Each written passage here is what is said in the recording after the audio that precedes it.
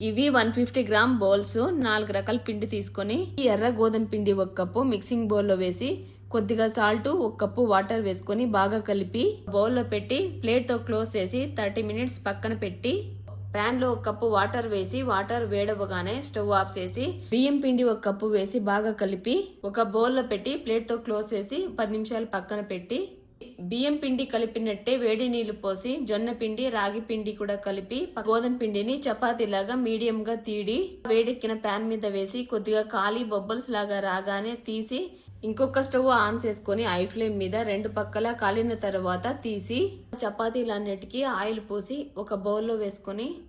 కలిపి పెట్టుకుంటే అన్ని పిండిల్ని చపాతీలాగే చేసి మిక్సీ జార్లోకి కొబ్బరి గసాలు యాలక్కి కొద్దిగా వాటర్ వేసుకుని రుబ్బి బాండ్లీలోకి రుబ్బుకున్న కొబ్బరి 1/2 లీటర్ పాలు 250 గ్రామ్స్ బెల్లం కరిగించిన నీళ్లు వేసుకుని 2 నిమిషాలు ఉడికిన తర్వాత స్టవ్ ఆఫ్ చేసి రొట్టెలతో సర్వ్ చేసుకుంటే